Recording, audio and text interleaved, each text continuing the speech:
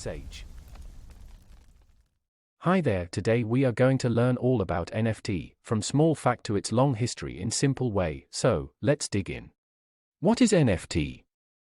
NFTs can be associated with easily reproducible items such as photos, videos, audio, and other types of digital files as unique items, analogous to a certificate of authenticity, and use blockchain technology to give the NFT a public proof of ownership. Who, when and where?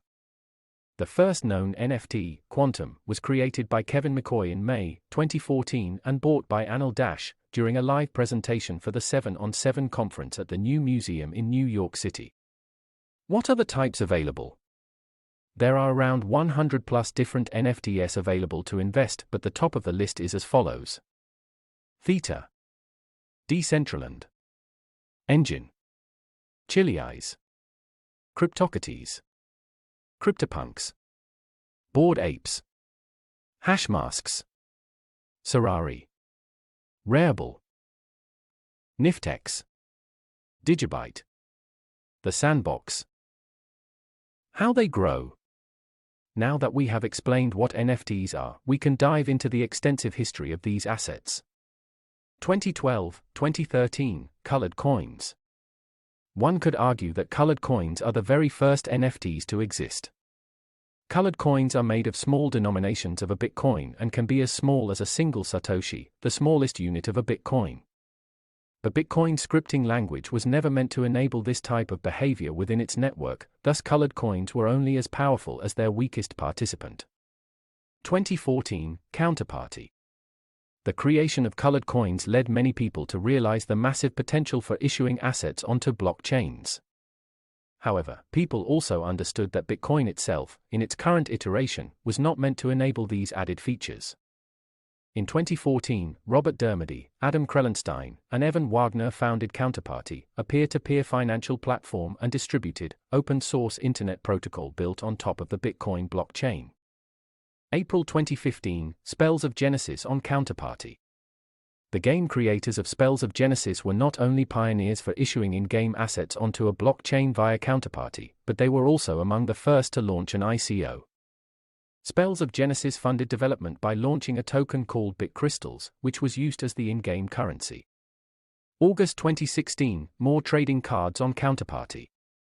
In August of 2016, Counterparty teamed up with popular trading card game, Force of Will, to launch their cards on the Counterparty platform. Force of Will was the fourth-ranked card game by sales in North America, only behind Pokémon, Yu-Gi-Oh! And Magic: The Gathering. October 2016, Rare Pepes on Counterparty. It was only a matter of time before memes started to move to the blockchain. In October of 2016, people began to issue Rare Pepes on the Counterparty platform as assets. A Rare Pepe is a type of meme featuring this frog character. These memes have an intense fan base. As if being on the Bitcoin blockchain isn't enough, the Rare Pepe meme directory has experts that certify the rareness of the Pepe memes. Quirkiness aside, this example drives the point home that people want unique digital items. March 2017, Rare Pepes on Ethereum. With Ethereum gaining prominence in early 2017, memes started to be traded there as well. In March of 2017, a project by the name of Peperium was announced to be a decentralized meme marketplace and trading card game, TCG, that allowed anyone to create memes that live eternally on IPFS and Ethereum. June 2017, CryptoPunks. As the trading of Rare Pepes on Ethereum picked up, two creative technologists decided to create their own NFT project with a slight twist. John Watkinson and Matt Hall realized they could create unique characters generated on the Ethereum blockchain. Characters would be limited to 10,000 and no two characters would be the same. They called their project Cryptopunks, as a reference to the cypherpunks who experimented with precursors to Bitcoin in the 1990s. Surprisingly, Watkinson and Hall opted to let anyone with an Ethereum wallet claim a CryptoPunk for free. All 10,000 CryptoPunks were swiftly claimed and started a thriving secondary marketplace where people bought and sold them. Interestingly enough, CryptoPunks do not follow the ERC 721 standard, as it had not been invented yet, but they were also not entirely ERC 20 due to its limitations. Thus CryptoPunks can best be described as an ERC 721 and ERC 20 hybrid. October 2017, CryptoKitties. With CryptoKitties, NFTs hit the mainstream. CryptoKitties is a blockchain-based virtual game that allows players to adopt, raise, and trade virtual cats. Cats on a blockchain. Some virtual cats were even selling for over $100,000. The rise of CryptoKitties coincided with the 2017 crypto bull market, which added more fuel to the fire. People were buying, breeding and trading virtual cats like crazy. This opened many people's eyes to the potential of non-fungible tokens. 2018-2019, NFT Cambrian Explosion. 2018 and 2019 have seen massive growth within the NFT ecosystem. There are now 100+ projects within the space and more in the works. NFT marketplaces are thriving, led by OpenSea and Sorare gaining ground. Recently, Bored Ape Yacht Club was launched in late April by a team of 4 pseudonymous developers: Gargamel, Gordon Goner, Emperor Tomato Ketchup and No Sass.